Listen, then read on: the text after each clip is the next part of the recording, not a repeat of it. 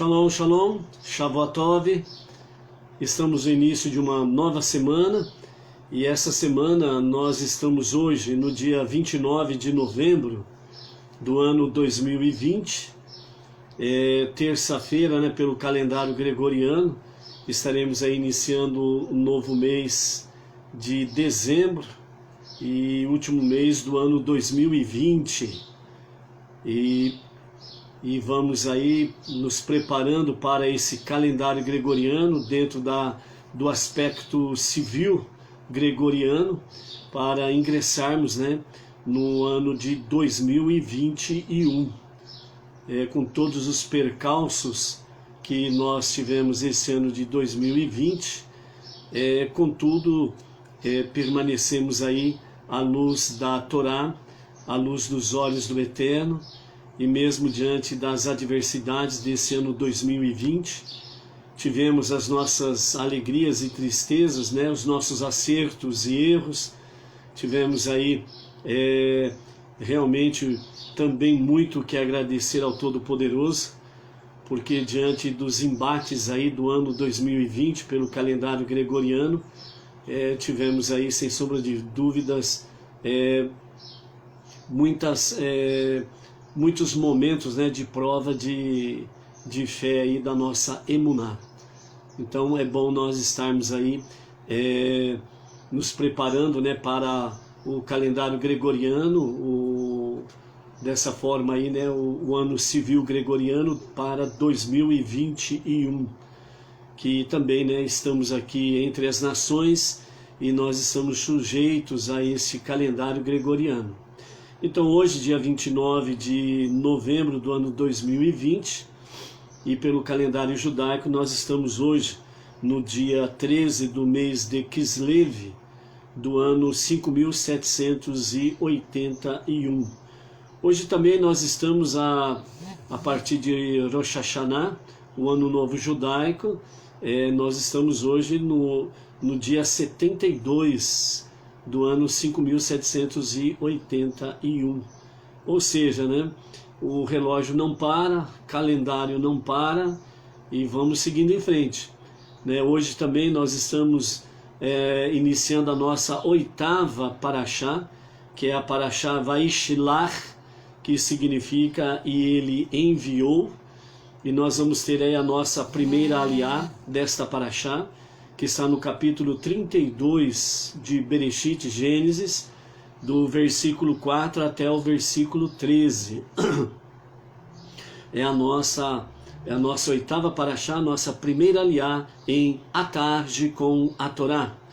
E A Tarde com a Torá está aí presente em sua vida, no seu lar, e que nós possamos aí estarmos cada vez mais trazendo a luz da Torá, a luz da Shekhinah, da presença divina, bem como também a Torá é comparado à água, e que isso significa para nós refrigério, bênçãos, sobrevivência, sermos sustentados nesse tempo presente até a revelação de Mashiach.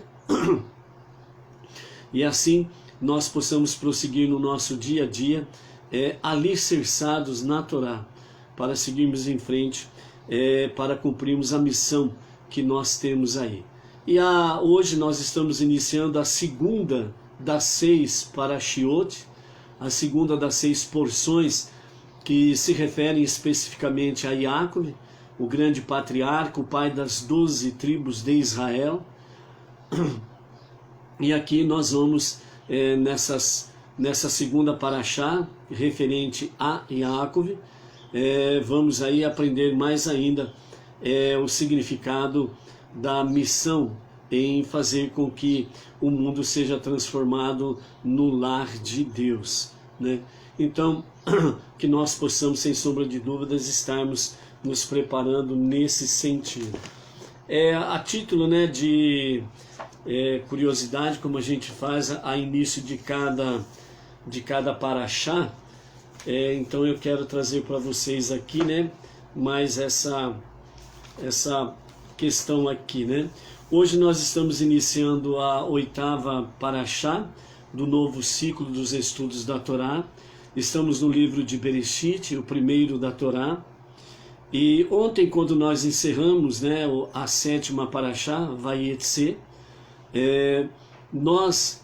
ao encerrarmos ontem, nós encerramos o estudo, a leitura e também o ouvir da leitura, 931 versículos da Torá, até a tarde de ontem. Hoje nós estamos iniciando a 8ª Parashá, e essa 8ª Parashá, ela contém, né, 154 versículos que vamos, durante este ano, nós vamos estar estudando, durante essa semana, vamos estar estudando, lendo e ouvindo com comentários de Rashi. Com estes versículos desta semana, 154 versículos, então no final da semana, no próximo Shabat, nós estaremos completando 1085 versículos de estudo, leitura e de ouvir com os comentários de Rashi. 1085 versículos, né? Então é muito bom nós podermos ter assim esses dados numéricos para termos assim uma dimensão daquilo que nós estamos fazendo, daquilo que nós estamos estudando e assim sucessivamente, ok? Shalom, shalom, a Luciana Rodrigues, né, de Marília, São Paulo, a Ana Eustáquio, né, a Shavuatov, a você, Ana, né, e toda a sua família, que o Eterno renove aí vigor e saúde e uma rápida recuperação. Fala aí o nome da sua cidade e do seu estado, Ana, para que todos possam saber de onde você está conectando conosco aí, ok? E os demais que estão aí presentes, que vão entrando, né, citem para nós aí a cidade e o estado, para termos aí o registro de onde a nossa grande sala de estudos de Torá está alcançando, né, no Brasil e fora do Brasil. Baruch Hashem por isso daí. Então, estamos aí iniciando a 8ª Parashá do novo ciclo dos estudos da Torá. Estamos em Bereshit, e esta 8ª Parashá, ela está no seu total no capítulo 32 de Gênesis, a partir do versículo 4, e nós vamos até o capítulo 36 e o verso 43, estudando 154 versículos da nossa 8ª porção, ok?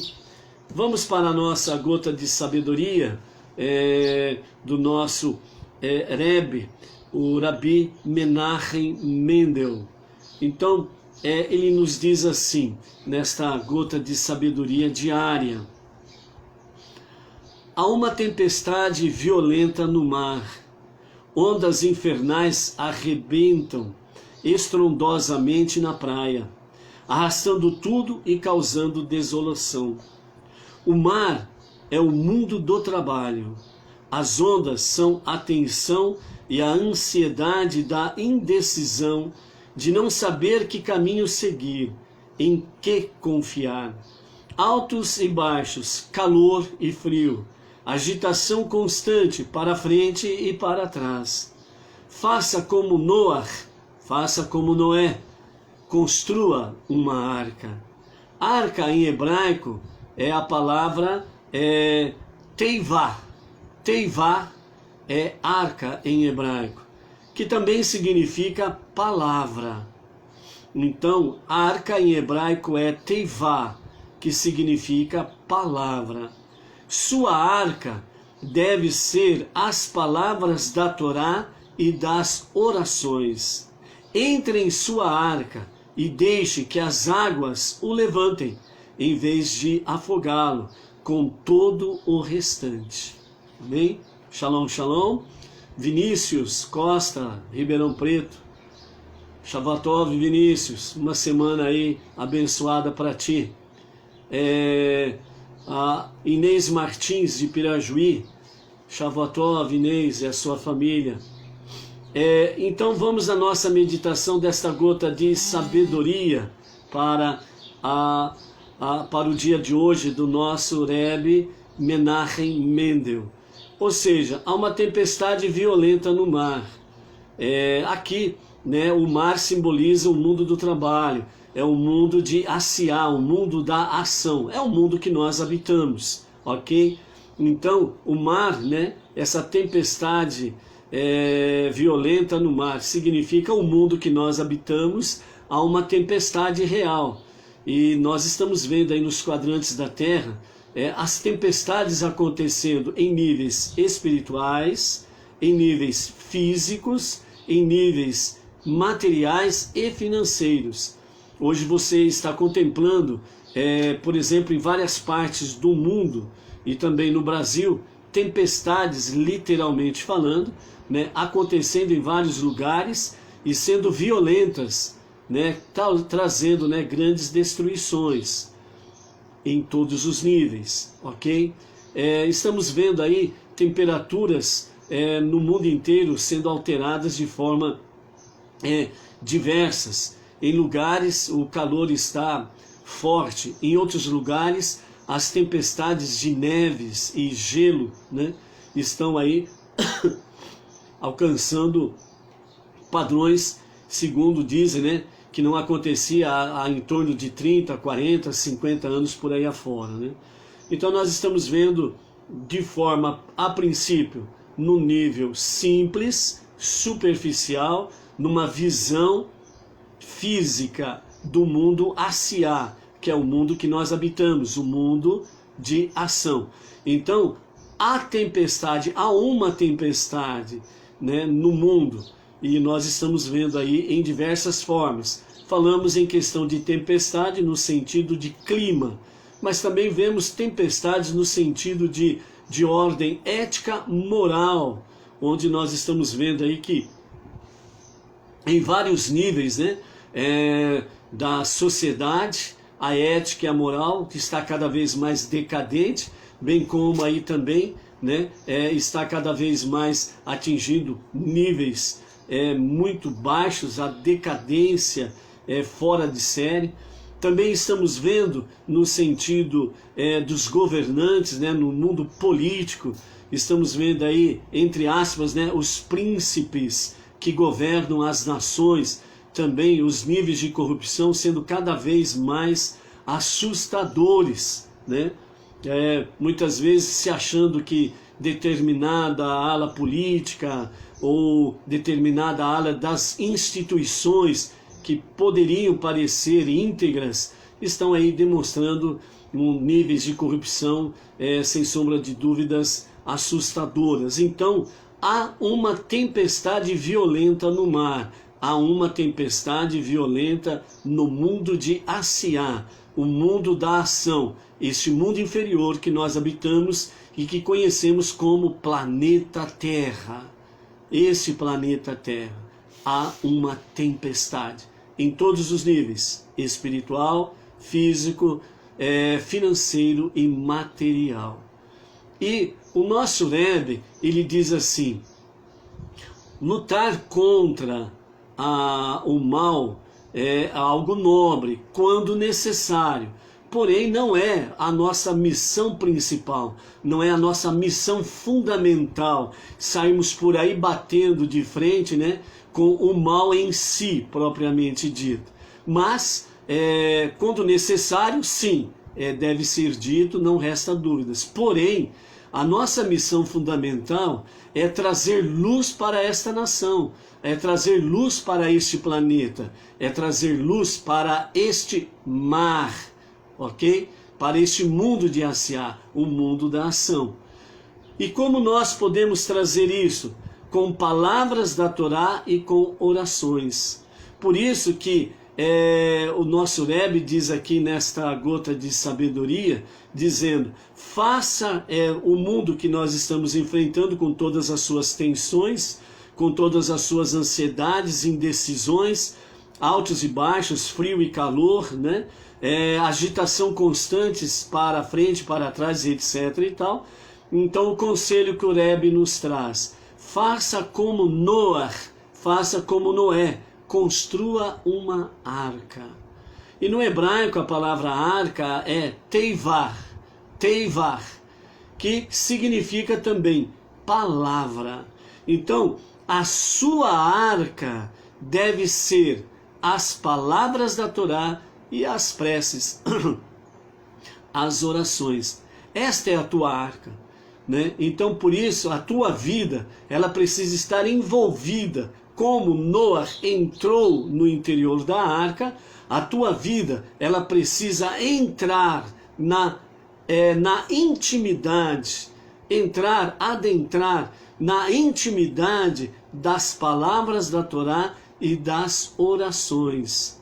Então, as palavras da Torá e as tuas orações, elas precisam ser aquilo que te envolve, como a arca envolveu Noé e a sua família. Então, que as palavras da Torá e as tuas preces envolva toda a tua vida, todo o teu ser. E aí diz, entra nisto, né? Nas palavras da Torá e das orações, e deixe que as águas o levantem, ou seja, que as águas da Torá e das preces, certo? Elas venham te elevar e não te afogar, certo? Como o restante que aconteceu fora da arca, ou seja, todos aqueles que estiveram fora da arca de Noé se afogaram.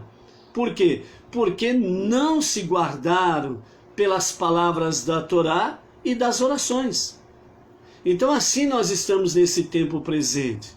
E você que chegou nesse nível da unidade, da unicidade de Deus, né? Aquele que é um e único, indivisível e incorpóreo, esse Deus que é o único e Salvador, único também, né? Aquele que não nasceu e nem morreu, aquele que não é homem nem filho do homem, aquele que não como diz, aquele que não tem princípio e nem fim, porque ele é Ensof, o infinito.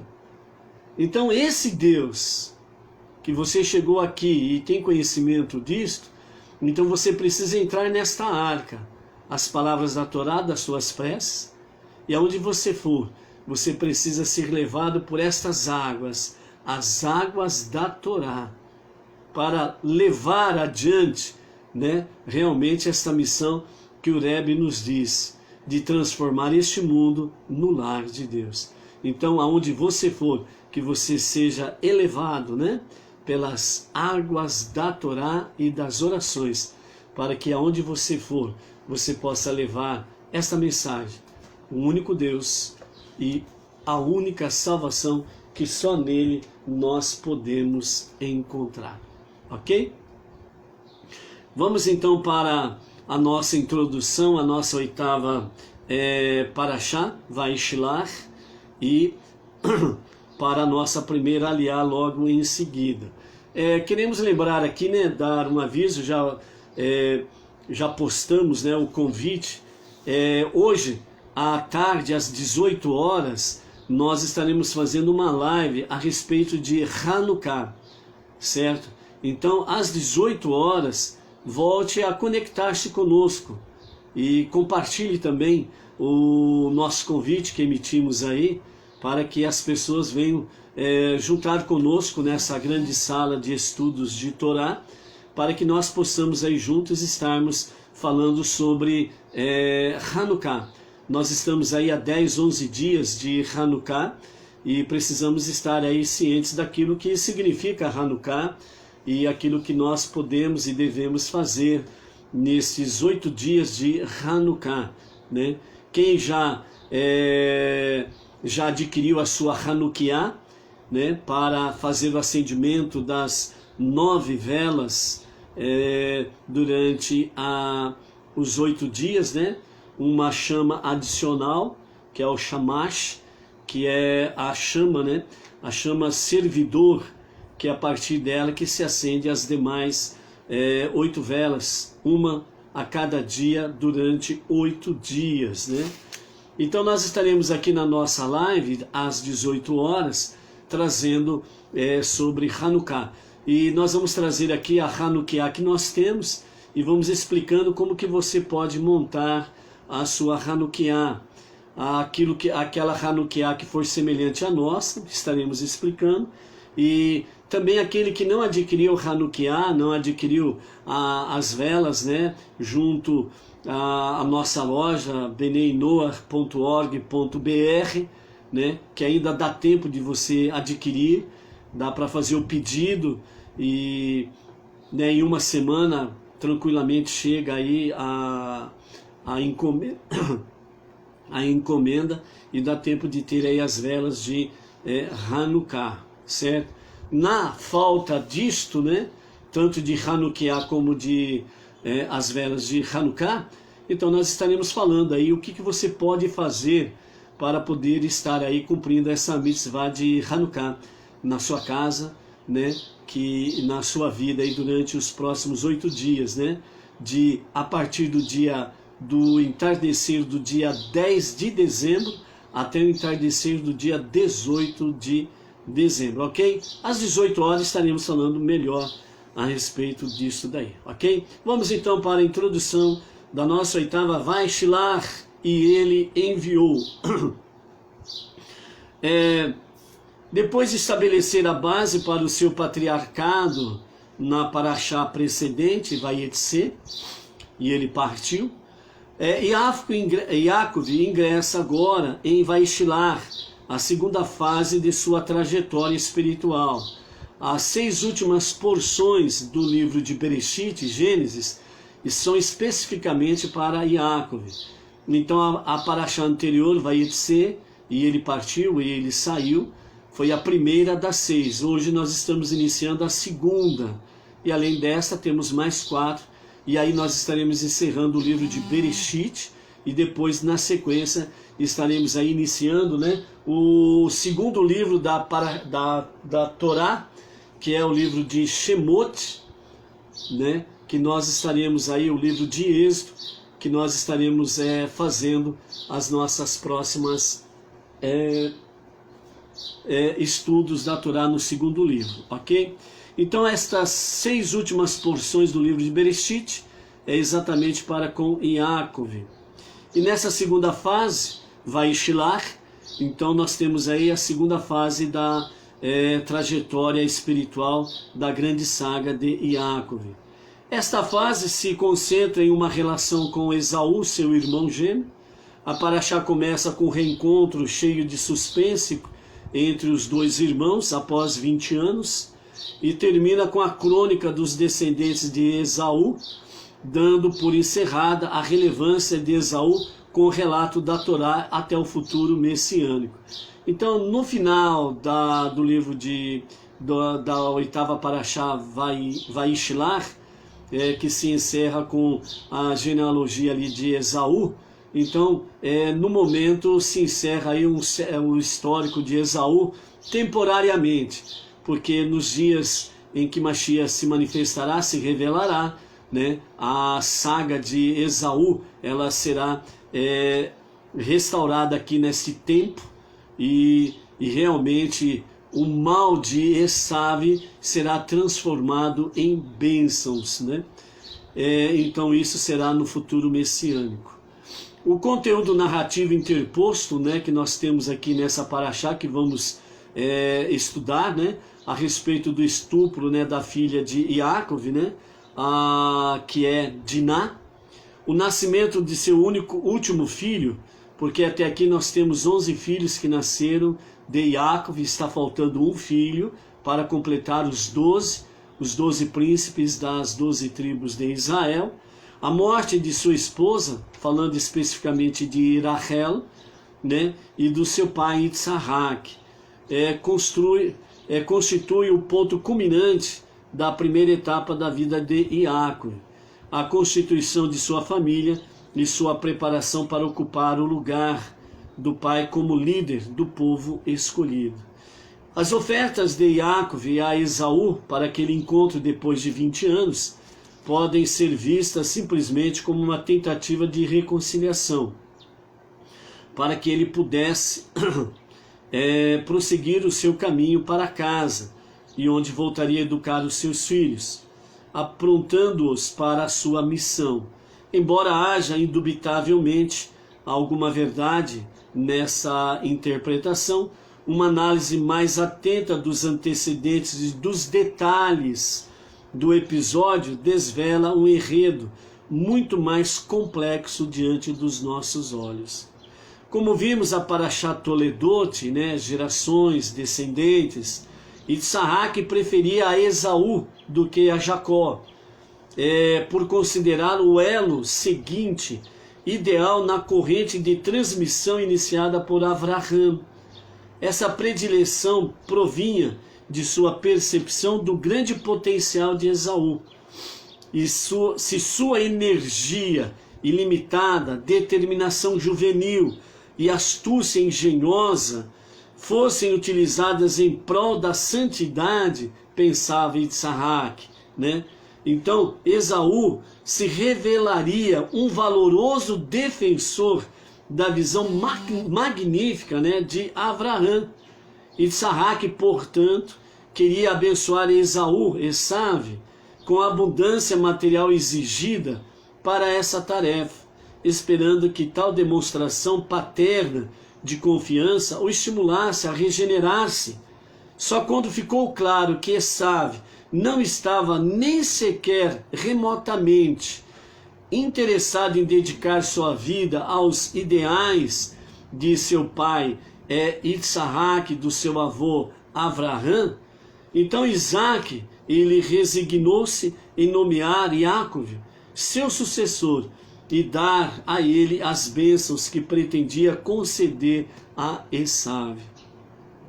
Uma coisa que nós podemos observar aqui, né, recordando que já foi comentado, quando Isaac ele preferia Esav, é porque ele via de forma positiva o lado positivo de Esav. Ele não olhava pelo lado, melhor dizendo, o lado negativo de Esav. A irresponsabilidade, a imprudência, a rebeldia, a perversidade que havia em Esav. Mas Isaac olhava para o seu filho, Esav, o lado positivo. Qual que era o lado positivo? Era a força juvenil, a determinação, a ousadia, a sua intrepidez, né, de fazer, aprontar. Então ele estava sempre apto ao trabalho, mesmo que fosse ele um trabalho negativo, né? Certo? Então, é dessa forma que Isaac via. E como ele recebeu de seu pai Avraham, Isaac ele via que Esav, ele tinha realmente toda essa força juvenil, varonil, toda essa determinação, coragem, ousadia ilimitada para poder fazer com que o mundo seja transformado no lar de Deus.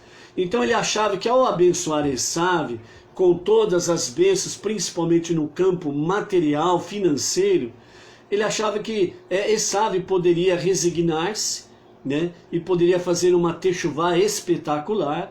Ele poderia usar então os bens materiais e financeiros da herança do seu pai Isaac em prol desta causa sublime, santa e magnífica, que é transformar o mundo no lar de Deus.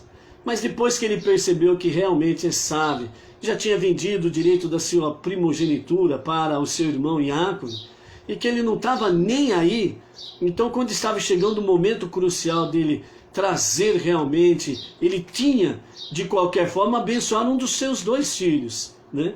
E quando ele viu que Esav realmente não estava nem aí, então ele se resignou também e deu as bênçãos a Yaakov, certo? Uma questão aqui que nos chama a atenção é que Isaac, ele viu que para que, na sua visão, o Esav, ou Yaakov, cumprisse a sua missão de transformar o mundo no lar divino, no lar de Deus, eles precisariam, sem sombra de dúvidas, do quê? De bens materiais e financeiros, para poder aplicar realmente a esta missão. Então, quando você pensa que pedir para Deus prosperidade material e financeira, se é certo ou não, e você fica nesta dúvida, tenha certeza de uma coisa: se o propósito é nobre, Deus aprova e abençoa e dá. A questão é saber se realmente a intenção verdadeira do teu coração é realmente aplicar a prosperidade financeira e material em prol desta missão. De fazer com que realmente os centros de estudos de Torá, os projetos que nós temos aí, que Bnei Noach, vamos focar naquilo que é nosso, obviamente, né?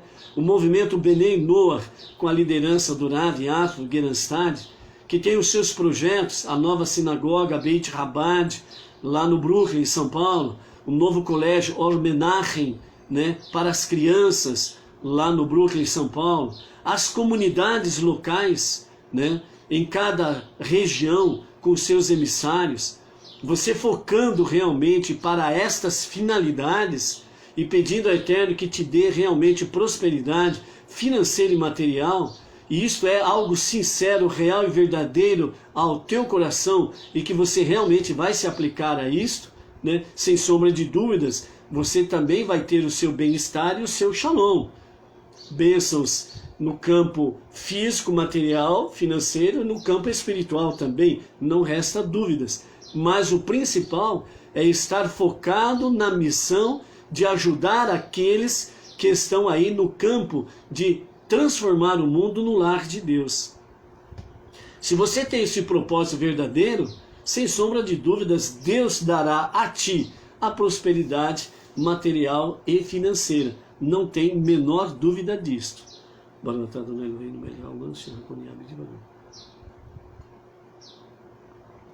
Por isso que os sábios falam de kavanar, a intenção verdadeira, honesta do coração. Continuando. Nada disso escapou a Yaakov, né? Sobre essa questão da visão, da missão de transformar o mundo no lar de Deus. Então ele viu o seu avô Avraham e o seu pai Isaac empenhados nisso. Então, nada disso escapou a Yaakov, e ele sabia que o pai, com sua sensibilidade espiritual afiada, não se enganaria ao discernir o potencial vital de Esav. Yaakov reconhecia as qualidades de Esav, o seu irmão, que eram superiores a dele. E Yaakov compreendia que para conduzir o mundo ao seu destino final, seria necessário combinar essas forças com as suas, as forças físicas, materiais e financeiras com as suas forças espirituais. Ao mesmo tempo, Yaakov entendia o que sua mãe tinha enxergado e que o seu pai não tinha enxergado, que teria de ser ele e não Esav o orquestrador e supervisor desse processo de síntese, para que funcionasse, graças à sua fiel devoção ao estudo da Torá. Era Yaakov que possuía a amplitude da visão e o conhecimento profundo da vontade de Deus necessários para canalizar o poder bruto e indomado de Esav. Isso significa o quê? Não adianta nada ter a força bruta de Esaú. Não adianta nada ter o vigor juvenil bruto de Esaú. Mas se ele não é feito com sabedoria e temor aos céus. Ou seja, é aquela questão do equilíbrio. O celestial descendo, o mundo de Asiá, o mundo da ação, esse mundo que nós habitamos, esse mundo material, físico, certo? Ele precisa se elevar também a um determinado nível, onde o espiritual desceu, para que haja o quê? O equilíbrio. Então, Yaakov era este equilíbrio, deste potencial bruto de Esaú e do seu potencial espiritual. Então, Yaakov trouxe esta harmonia, este equilíbrio. Como você pode entender isso? Como podemos explicar essa questão, nível elevado espiritual e o nível deste mundo de Asiá? Se eles estão em desacordo, em desequilíbrio, significa, por exemplo, o mundo, melhor dizendo, a pessoa, né, que se coloca no mundo elevado espiritual, né? E acha que só isso é importante, ponto final. Então o que vai acontecer com ele? Ele vai se isolar de uma tal forma, né? Aquilo que nós conhecemos como o ermitão, aquele que se isola num lugar deserto e fica lá e vive lá até morrer. De que adianta isto? Para que serviu isto? Para nada. Nada. Então, se eleva a um nível espiritual, né? E se isola das pessoas. Então, muitas vezes é aquilo que nós encontramos aí no mundo religioso, né? As pessoas acham que são tão santas, né? O resto é porcaria. Então, né? Fica lá, né? Entre aspas, num nível tão santo, né? Se isola de tudo, de todos, e acha que está num nível elevadíssimo espiritual. Todo aquele que se acha que está num nível espiritual muito elevado, mas não trouxe o equilíbrio do mundo de A.C.A., o mundo da ação que nós habitamos, o mundo físico, material, e não trouxe para essa elevação, para ter harmonia, equilíbrio, então o que acontece? Ele simplesmente se isola. Eu sou santo, o resto é porcaria. Pronto, acabou. Ou seja, um extremo que não leva absolutamente a nada. Ok? E por outro lado, o mundo de A.C.A., aquele que acha que este mundo, é viver o aqui e agora, morreu, acabou e ponto final. Aí o que acontece? Na extremidade deste fato, se comete tantas aberrações, tantas arbitrariedades, se comete tantos crimes em diversas dimensões, né?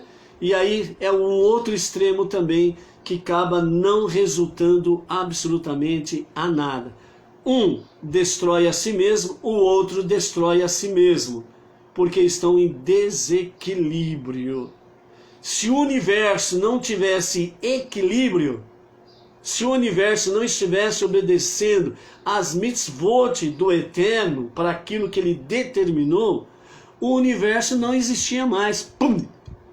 Desequilíbrio. Como é que acontece um terremoto? Por que acontece um maremoto ou um tsunami? Porque houve um deslocamento, houve um desequilíbrio das rochas, né? Onde esse desequilíbrio, pum, ele se soltou.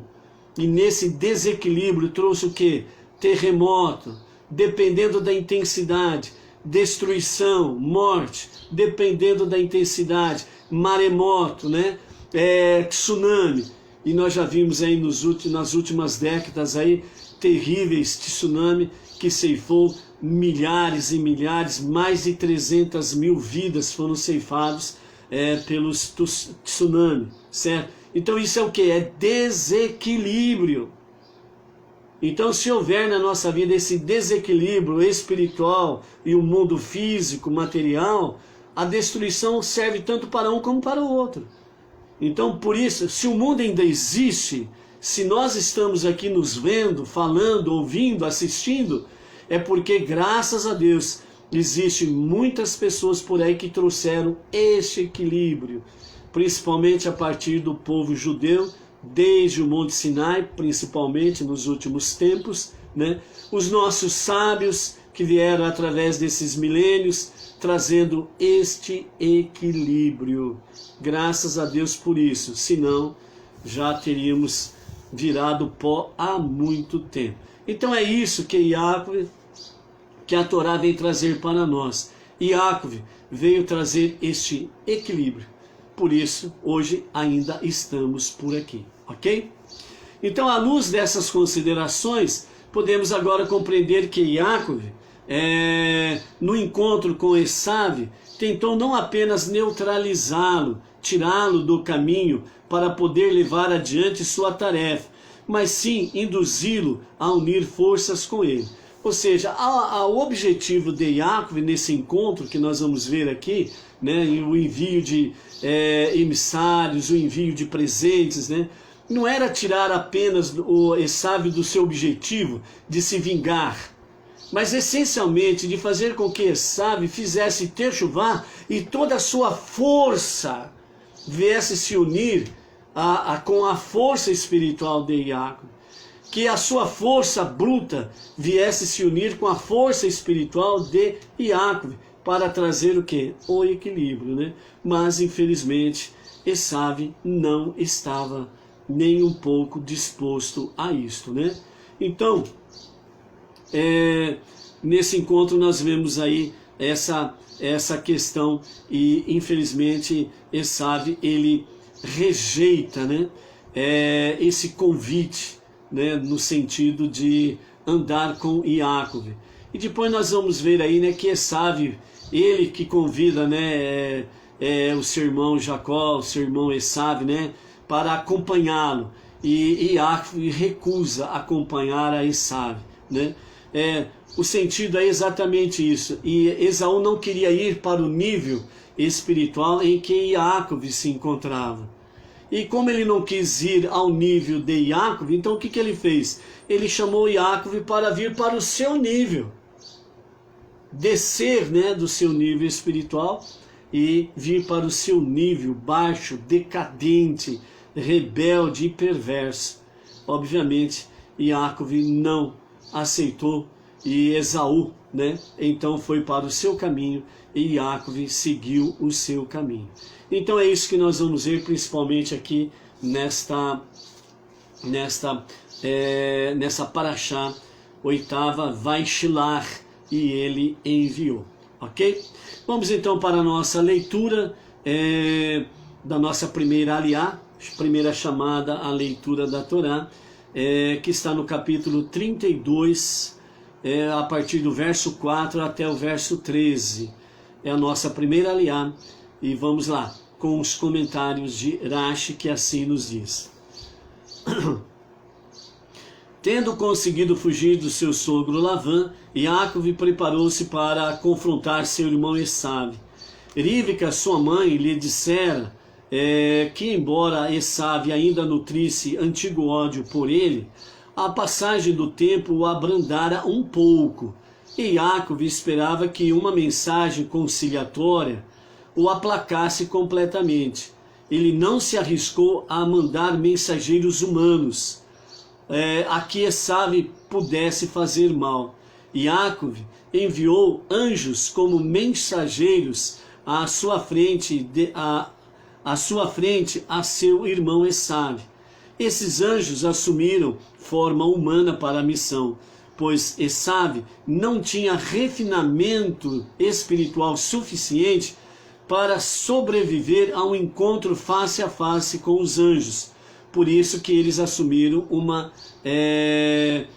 identidade humana, né? Então eles assumiram uma forma humana, pois se eles fossem com a sua forma de anjos, Esaú certamente morreria.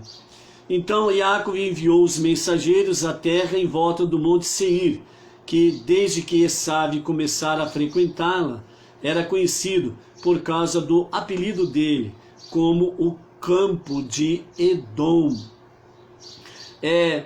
A distância de onde Jacob estava e onde Esaú estava era 144 quilômetros a distância. E Jacob manda então esses anjos para esse encontro, para com Esaú, né? Obviamente os anjos saíram dali, da presença de Jacob, e eles chegaram no mesmo momento, na presença de Esaú, para transmitir a mensagem de Jacob. Verso 5. Jacob ordenou então a esses mensageiros o seguinte: assim direis a meu senhor Esaú: assim falou teu servo Jacob, não é necessário que te preocupes em razão da bênção de nosso pai para mim, de que eu te dominarei, pois ele condicionou sua concretização a eu tornar-me líder, o primeiro líder político reconhecido, o que não aconteceu de maneira nenhuma. Na realidade, residi na casa de Lavã, na terra dele, nos últimos 20 anos. durante os quais minha posição social não foi além de um simples habitante temporário entre eles, porque eu dependia de Lavã todo esse tempo para ganhar o meu sustento. Tardei minha volta para casa até agora. Mas também me orgulho de dizer que, apesar de ter morado com Lavã todos esses anos, continuei a observar fielmente os mandamentos da Torá e não fui influenciado por seu comportamento desonesto. Como prova adicional de que as bênçãos de nosso Pai para mim ainda não se cumpriram, deve recordar que, embora Ele me tenha abençoado com o orvalho dos céus e os melhores frutos da terra, eu, na verdade, não possuo terra nenhuma. Só adquiri bois, jumentos, rebanhos, servos e servas. Está claro, portanto, que a bênção de nosso Pai para mim provavelmente não se efetivará durante a nossa vida, uma vez que, por este motivo, podemos viver em paz. Mando anunciar a ti, meu Senhor, que vou ao teu encontro com espírito de amizade, a fim de agradar-te. Os anjos aproximaram de Esav, como Iacov lhe ordenara, e transmitiram sua mensagem. Os anjos então voltaram a Iacov, dizendo: fomos a Esav, que tu esperavas que estivesse pronto e disposto a relacionar-se contigo como teu irmão. Mas ele não demonstrou sentimentos fraternos. Descobrimos que não tínhamos ido a outro senão ao infame, não regenerado e malévolo Esav. Em resposta ao nosso anúncio de tua chegada, ele mesmo partiu e vem em tua direção e tem 400 homens armados com ele. Iacov amedrontou-se muito diante da possibilidade de ser morto e afligiu-se com a possibilidade também de ele próprio ter de matar. Portanto, decidiu empregar 3 estratégias. Nesta ordem: primeiro, preparar-se para a batalha, que é a estratégia. Segundo, rezar perante Deus, eliminar a possibilidade, a necessidade de batalha ou conceder-lhe vitória. E terceiro, aprontar um presente propiciatório para Esav. Como ele pretendia confiar principalmente nas orações, teria sido mais lógico rezar primeiro, mas ele se preparou para a guerra antes de rezar, porque planejava fundamentar suas preces na maneira pela qual se aprontaria para a batalha. Ele dividiu o povo que estava com ele, bem como os rebanhos, bois e camelos, em 2 acampamentos, sendo um acampamento constituído de seus servos e possessões, e o segundo composto por ele mesmo e seus familiares, visto que Deus prometera a Abraão e a Isaque multiplicar seus descendentes, e era com base nessa promessa que Iacov tensionava pedir a Deus que protegesse sua família.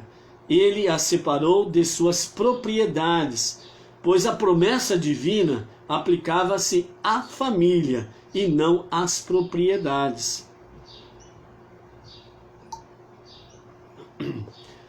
Então, quando Iacov recebeu a notícia que poderia acontecer a qualquer momento um embate físico, então Iacov ele teve 2 sentimentos. Primeiro, ele amedrontou-se diante da possibilidade que ele poderia ser morto. Segundo, ele afligiu-se pela possibilidade de ele próprio ter que matar o seu irmão. Foram 2 sentimentos que ele teve naquele momento. Porém, ele preparou-se. E ao preparar-se, ele fez 3 estratégias. Primeiro, ele preparou-se para a batalha, onde ele separou o seu acampamento em 2 acampamentos. né, servos, servas e possessões, né, os gados e os bens materiais, etc. E o segundo acampamento, ele e a sua própria família. Então a primeira coisa foi preparar-se para a batalha, né? Então aqui Irache ele fala, como ele confiava muito na oração, o certo não seria primeiro ele fazer as suas preces? Mas Irache, ele responde à questão. Primeiro ele preparou a estratégia, porque no momento que ele fosse partir para a segunda etapa da sua estratégia, que era o quê? A prece, a oração, então ele faria com que a sua oração fosse fundamentada na primeira estratégia. Ou seja, que o Senhor conceda realmente que não haja batalha e, portanto, né, se encerra todo o questionamento de guerra. Ou se houver a batalha, que o Senhor me conceda a vitória. Então ele faria o seu fundamento das suas preces nisso, certo? A segunda estratégia que estava realmente na prece, então ela estaria fundamentada nesta questão.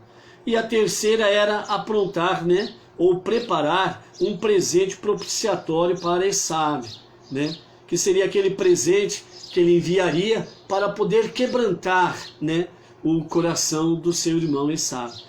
Portanto, a prece estava entre a estratégia de batalha e presentes. Ou seja, a prece estava exatamente no meio. Se houver a batalha, que o Eterno preserve a minha vida e me conceda vitórias. Se não houver batalha, entra a terceira. Presentes para o meu irmão. Assim precisam ser as nossas estratégias, de acordo com a realidade do momento de cada um. Você não pode se lançar diante de uma situação se você não tiver bases, fundamentos. Você vai fazer algum negócio, você precisa se preparar para fazer esse negócio. Existe ali uma batalha dentro do campo material e físico. Por quê? Porque você tem adversários, você tem oponentes. Você vai lançar dentro do campo material e físico, né?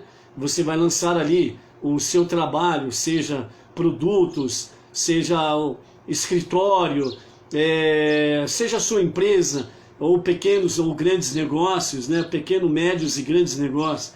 Não importa, qualquer que seja ele, automaticamente você tem o seu, entre aspas, né, o seu oponente, o seu concorrente. Então você tem que se preparar para isso. Então você tem que ter o quê? Uma estratégia, como que você vai montar o seu negócio.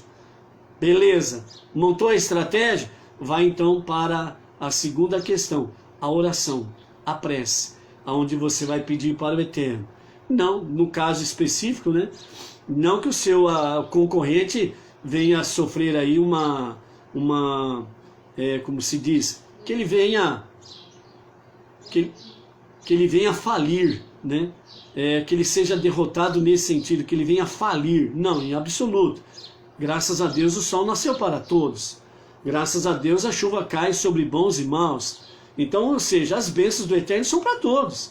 Você vai pedir para que você realmente, né, seja vencedor, certo? Nessa questão aí dos seus pequenos, médios e grandes negócios, certo? E que o seu concorrente ele também tem o seu sucesso, beleza, obviamente, certo? E dessa forma, no terceiro item, né, o tal de presentes, significa que o Eterno te dando prosperidade, você vai então entrar no terceiro item. Esse terceiro item de presentes significa literalmente nos dias atuais, significa tzedakah. É onde você vai tirar o dízimo, a 10ª parte dos seus lucros, né? Que chama de tzedakah. Você vai praticar atos de bondade, de caridade. Você vai praticar atos de justiça. Então você vai empreender para que o mundo seja transformado no lar de Deus. Então você vai realmente ajudar o pobre, o necessitado, o órfão, a viúva. Você vai ajudar os bons empreendimentos nobres e justos diante de Deus. E nesse sentido você estará se envolvendo, né? Literalmente, no caso específico nosso, no movimento Bnei Noach, com os seus projetos que temos aí, tanto na nossa sede, com o Rav Yaakov Geranstadit, como as comunidades regionais com seus emissários. Você vai empreender nisso.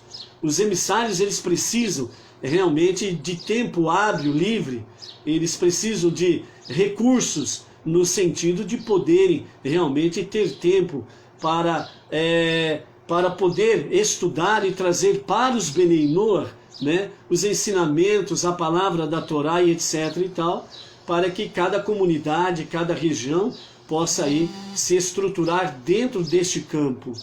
Então é isso que você vai fazer. E é isso que está aqui para nós nessa estratégia de Yaakov. Certo? Então, os judeus para os judeus e os não-judeus para os não-judeus.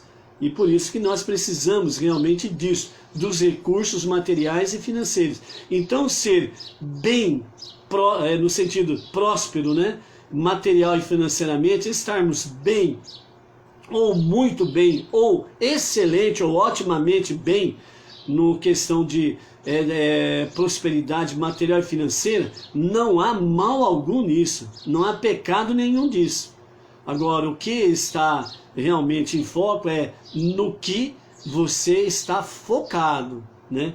Você quer ser próspero, você está momentaneamente próspero, né? Montado na riqueza, nos bens materiais e financeiros, e você está gastando ao seu bel prazer, à sua luxúria, né, ao seu egoísmo, aproveite enquanto é tempo, porque, como diz outro, a mamata vai secar, viu? Porque você não está focando naquilo que faz prosperar de fato, né?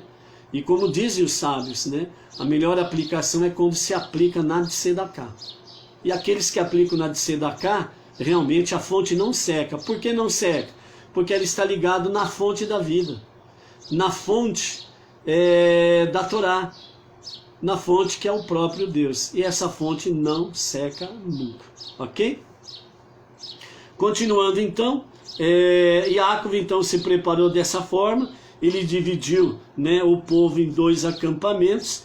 E quando ele separou, né, a si mesmo e a sua família, e não junto com as propriedades, os bens materiais, é porque ele se apegou à promessa que foi feita ao seu avô Avraham e ao seu pai Yitzhak por parte do Eterno, que ele daria a terra prometida à descendência de Yitzhak, à descendência de Avraham, ou à descendência de Avraham, à descendência de Yitzhak, no caso específico, Yaakov e seus filhos. Então, se falhar, né, a primeira estratégia, né, então aí a minha família, eu e a minha família estaremos de frente com a batalha, com aquele que vem contra nós. E Deus fez a promessa, então, exclusivamente confiado na providência divina. É Ele que vai lutar a minha batalha. Então, é isso que Yaakov decidiu. E é isso que nós precisamos decidir. É Ele que luta a nossa batalha. Ok? Verso 9. E ele disse, assim, mesmo que Esaú não seja apaziguado por meus presentes propiciatórios e venha ao primeiro acampamento e o ataque e o vença, porque Deus não prometeu protegê-lo, e então seja forçado a defender o acampamento remanescente de seu ataque. Tenho certeza de que conseguirei rechaçá-lo, e ao acampamento remanescente sobreviverá, porque afinal de contas Deus prometeu sim proteger a mim e a minha família. Tendo-se preparado para a batalha de um modo que refletia a promessa divina que pretendia invocar, Yaakov agora estava pronto para dirigir a Deus a sua oração. Yaakov assim disse a Deus: quando me apareceste em Betel, e te identificaste como Deus de meus antepassados, Avraham, e Deus de meu pai Isaac, tu prometeste proteger-me aonde quer que eu fosse. Quando me apareceste em Padan Aram, e te identificaste simplesmente como Deus, tu me disseste: volta à tua terra e ao lugar de teu nascimento, e eu farei tudo ir bem contigo, como agora me preparo para confrontar meu irmão Esaú, e necessito urgentemente de teu auxílio para fazê-lo. Devo invocar essas duas promessas. Contudo, receio que meus numerosos pecados tenham se equiparado à maior parte de meus méritos.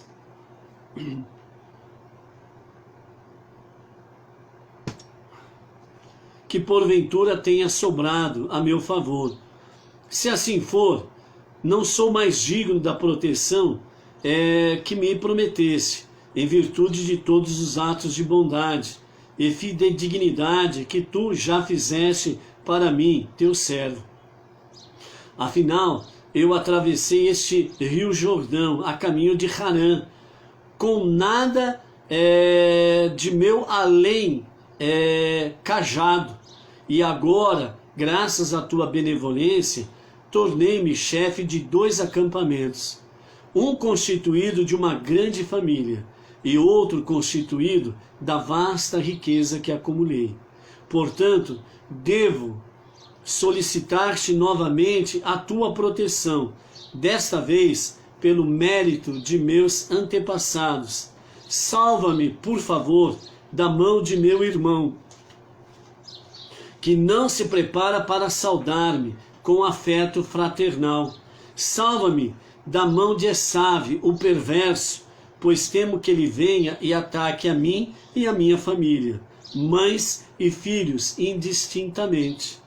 E tu já disseste, certamente farei tudo ir bem contigo, tanto por teu próprio mérito, como pelo mérito de teus antepassados, e cumprirei por teu intermédio a promessa que fiz a Abraão: farei teus descendentes como os grãos de areia à beira-mar.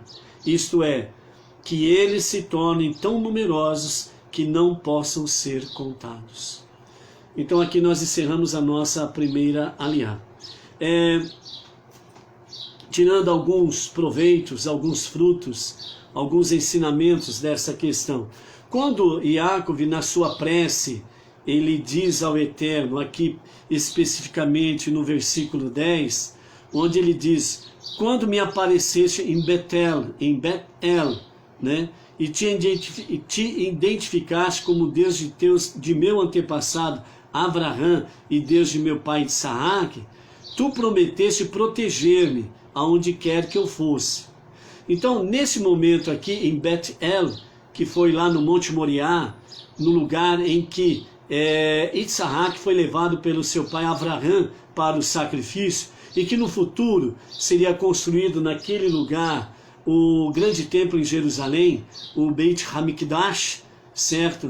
E aquele lugar exato seria localizado dentro do Beit HaMikdash, o Santo dos Santos, Kadosh Kadoshim. Dessa forma, Iacov estava dizendo ao Eterno: neste momento, o juramento que tu fizeste foi um juramento santo, porque foi feito no Kadosh Kadoshim, no Santo dos Santos. Ou seja, essa promessa tu me deste no lugar mais sagrado que poderia haver no universo. E eu tomei posse dele. Eu confio nessa promessa. E aonde quer que eu fosse, onde ele diz aqui, né, que a tua proteção seria comigo para onde quer que eu fosse, porque ele estava a caminho de Harã, na casa de Lavão, o perverso, onde ali ele encontraria todo tipo e sorte de idolatria e de perversidade também, e promiscuidade também. Então a tua proteção estaria comigo aonde eu for.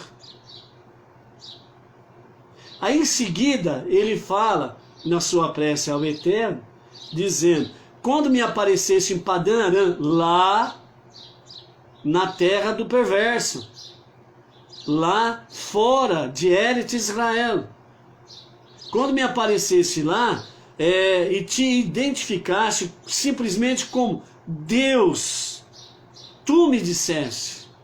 Então ali o Senhor se revelou a mim como o meu Deus. E tu me disseste, volta à tua terra e ao lugar do teu nascimento, e eu farei tudo ir bem contigo. Ou seja, Iacov, ele estava fazendo a sua prece fundamentada nas promessas do Eterno.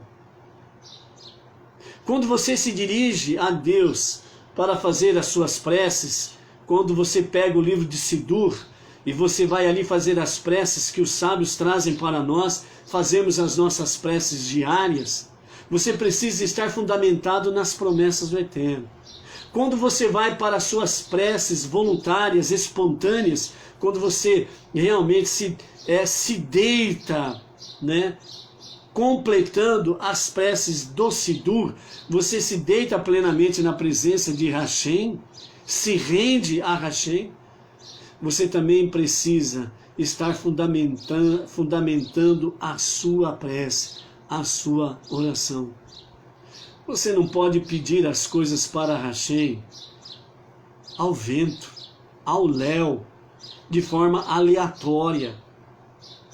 Se você vai pedir para que o Eterno, por exemplo, para que o Eterno te dê prosperidade material e financeira, você tem que se basear em alguma coisa. Não é simplesmente, Senhor, ó, me dê prosperidade material e financeira, eu quero ser rico. Você está sem fundamento, você está dizendo assim para o Eterno, Senhor, me dá prosperidade material e financeira aí, porque eu quero ser bacana, eu quero mostrar para todo mundo que eu sou bambambam, eu quero ser rico para mostrar realmente a minha possessão, o meu poder material e financeiro. Deus nunca vai te ouvir. Por quê? Porque não tem fundamento, não tem raiz. Uma árvore que não tem raiz, ela cai, não tem sustentáculo. Se você faz as suas preces sem fundamentos, a sua vida está vazia, está oca.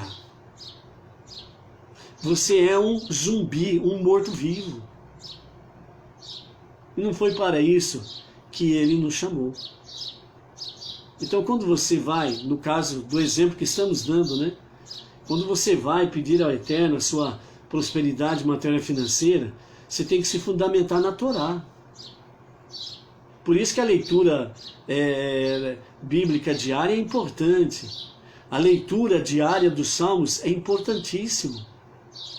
Porque você vai adquirindo amadurecimento espiritual.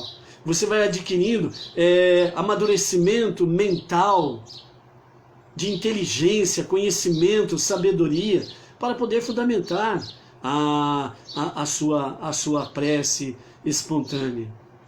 Senhor, eu quero ser próspero materialmente, financeiramente, Senhor, porque em primeiro lugar, a tua obra precisa.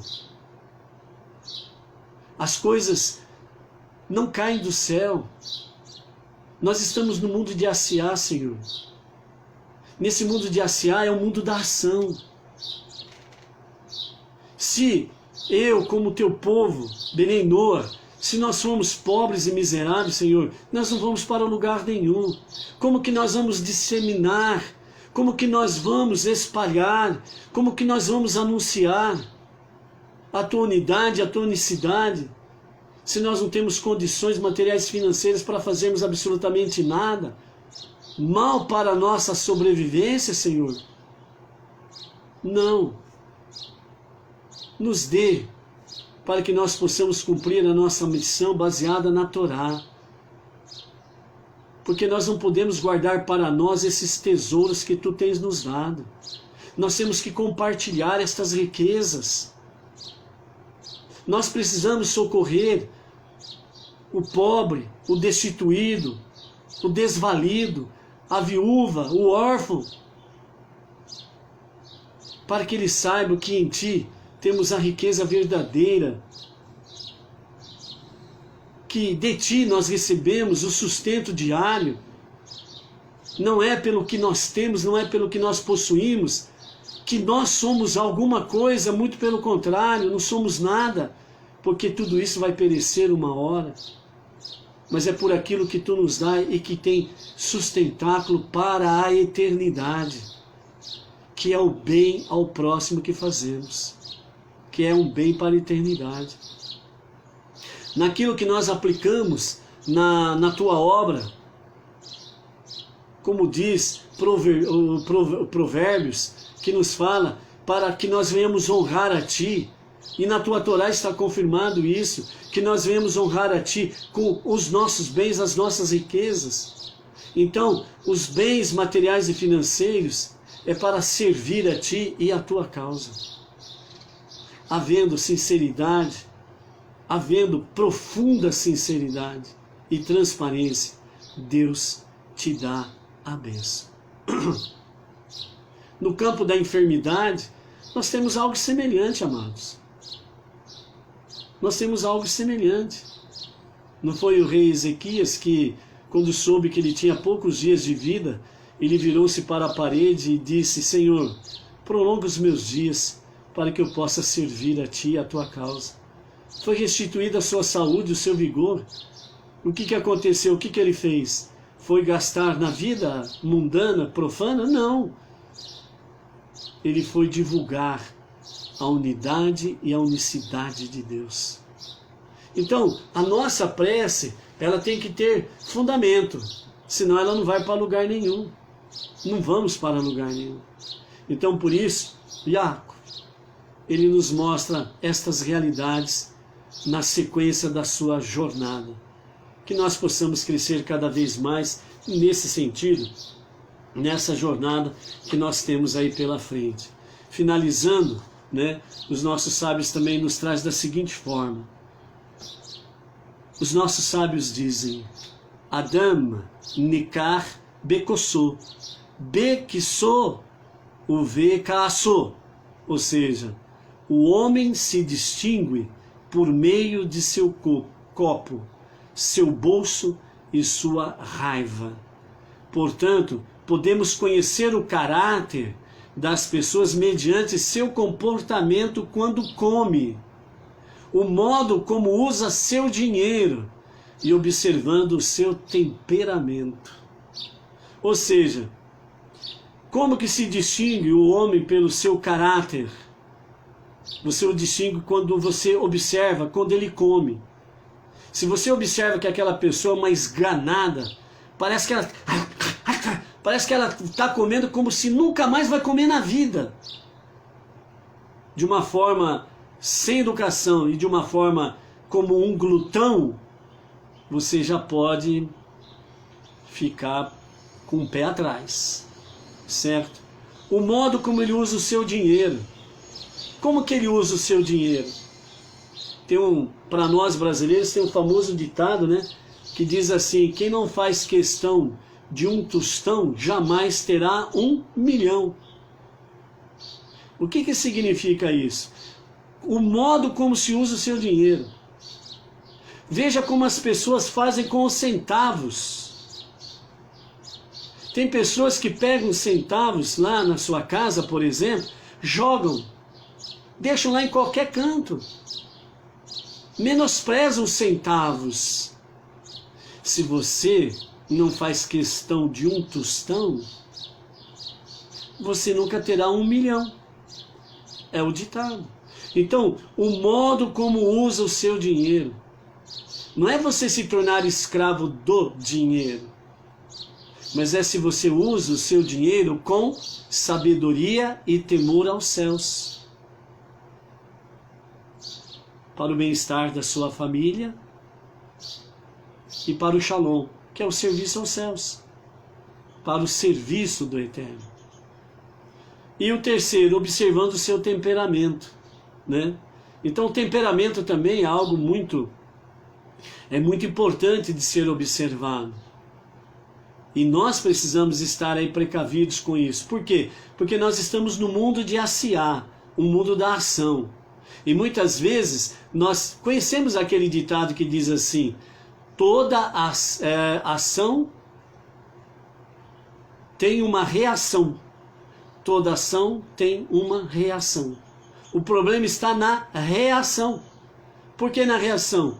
Porque se o seu comportamento, o seu temperamento for destemperado, então você não está apto para o trabalho do Eterno. Então por isso que é importante também nós estarmos aí amadurecendo o nosso comportamento.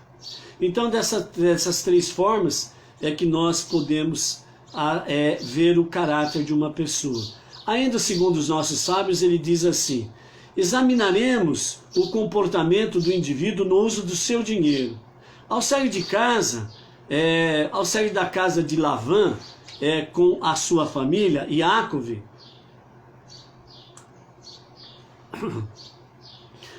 ao encontro do seu irmão, Iacove, Avino, num dado momento ficou sozinho. Lá nós vamos ver lá em Bereshit, capítulo 32, verso 25, onde diz assim: vai avater Yaakov levador, que significa Yaakov esqueceu pequenos objetos de seus pertences do outro lado do rio e voltou para buscá-los. É naquele momento que tem a luta com o anjo de Esav, que vamos ver logo mais à frente. Nossos sábios dizem que os tzadikim, os justos, têm um apreço maior para com seus pertences materiais do que para com seu próprio corpo. Isso porque querem se autoeducar para nunca chegarem a ferir os bens materiais do próximo. Sabemos que Iacove saiu da casa de Lavã com uma grande riqueza. Mesmo assim, ele voltou para pegar pequenos objetos que pertenciam a ele. De acordo com a Torá, o cerco, os cuidados especiais para que o indivíduo não venha a transgredir suas leis é de suma importância. Somente por intermédio dele é que ficamos protegidos de não cair em graves infrações. Em outra ocasião, aqui vamos dizer aqui, nós precisamos tomar cuidado com os mínimos detalhes da nossa vida. No caso específico aqui, material financeiro, então nós precisamos valorizar mesmo os pequenos objetos, mesmo os centavos que nos pertencem. Foi Deus que nos deu. É isso que nós temos que encarar. Certo? Então não é menosprezar, não é jogar fora. Não é fazer daquilo que temos, por menor que seja, ou por mais simples que seja, que significa que é uma balela, que nós podemos simplesmente jogar fora. Se nós recebemos de Deus e se nós encaramos essa realidade, então foi uma dádiva de Deus. Eu tenho que valorizar, por mais simples que seja. Senão, não tem como o Eterno confiar a nós algo maior e melhor, ok? Em outra ocasião, Iacove colocou à disposição de Esav toda a sua fortuna, ou seja, ele voltou para o outro lado do rio por causa de pequenos objetos. Agora ele está vindo ao encontro de Esav e ele coloca uma grande quantidade de riquezas para presentear o seu irmão. Ele não deixou para trás pequenos objetos, mas agora ele dispensa muitos objetos, muita riqueza para presentear o seu irmão. Qual o significado disto? Vamos ver o que os sábios nos diz. Iacove coloca à disposição de Esav toda a sua fortuna para que este lhe cedesse o lugar, em Mearat Hamerpelá, a gruta de Marpelá, certo? Vamos ver isso daí mais para frente também, dentro desse campo aí.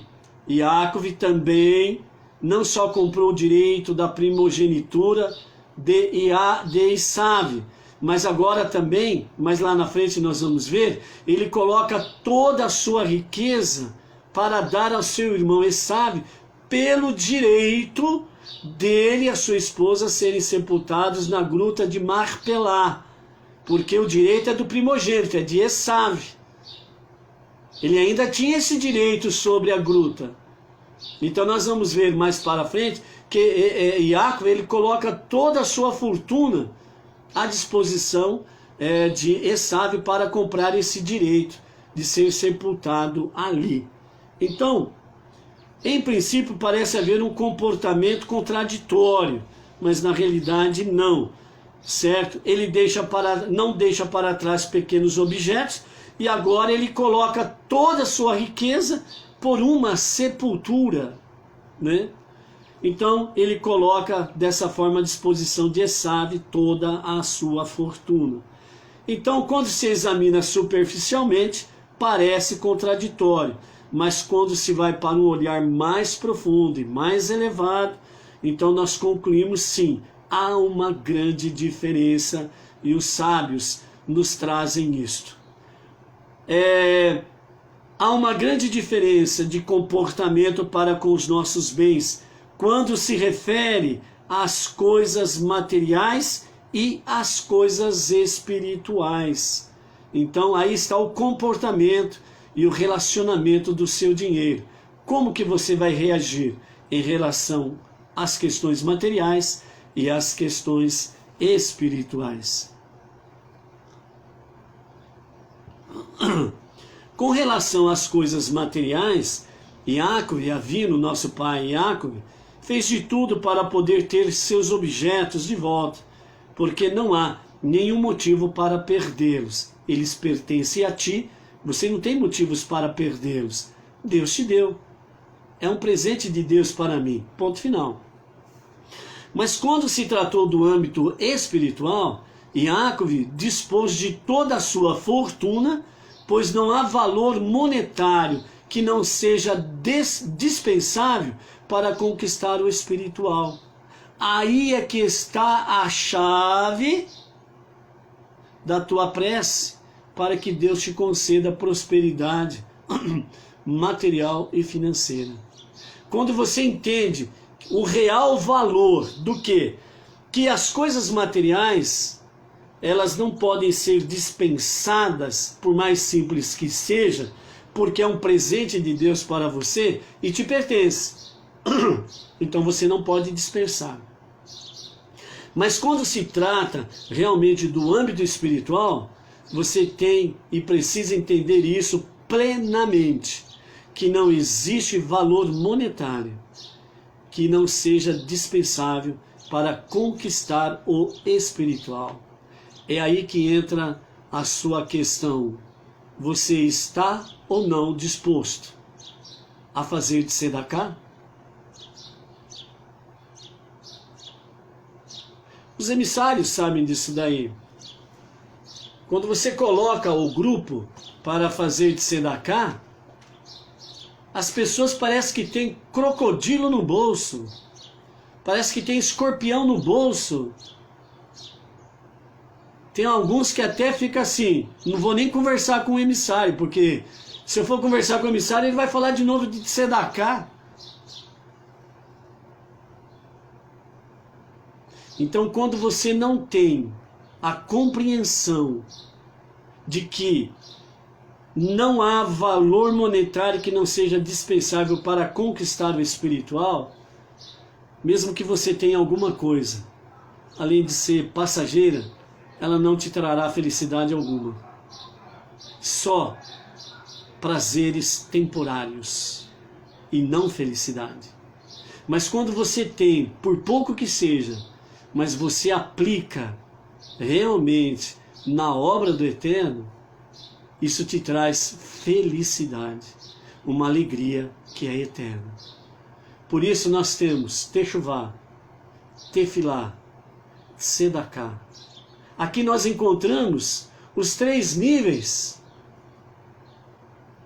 em que Iacove montou o seu acampamento para enfrentar a batalha. Techuvá,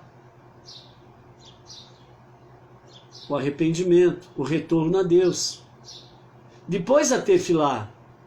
Você não consegue fazer a Tefilá sem antes da Techuvá, porque a sua Tefilá, ela não tem fundamento.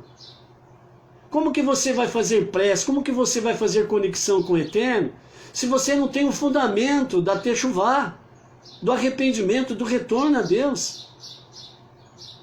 Mas se você tem Techuvá verdadeira, você tem tefilá. Você vai fazer a sua prece, a sua conexão com Deus, então você tem como ir para Tzedaká. Porque você compreende que tudo que você tem e possui está a serviço de Deus. Então você faz com amor e com alegria. E aí então você vai para o estudo da Torá. O povo judeu disse no Monte Sinai ao Eterno, quando as nações rejeitaram a Torá, e quando finalmente Deus ofereceu a Torá à nação de Israel, ao povo judeu, eles disseram, nós faremos e ouviremos, ou seja, nós vamos obedecer e depois nós vamos estudar. Techuvá, tefilá, Tzedaká, estudo da Torá. Somado a isto, para nós não judeus, temos as 7 leis de Noé e as suas ramificações. Compreenda, busque o entendimento, busque a sabedoria.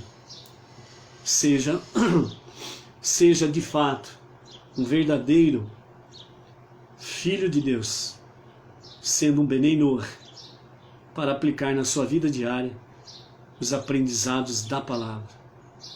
Que o Eterno abençoe a semana de cada um e faça com que a semana de cada um seja próspera em todos os níveis, espiritual, físico, material, financeiro. E que em tudo que você puser as suas mãos, que o Eterno venha dar a bênção da prosperidade também em todos os níveis. Amanhã estaremos aqui para a segunda Aliá. E hoje à tarde, às 18 horas, estaremos aqui reunidos para falarmos sobre Hanukkah. Shalom, shalom. Até mais.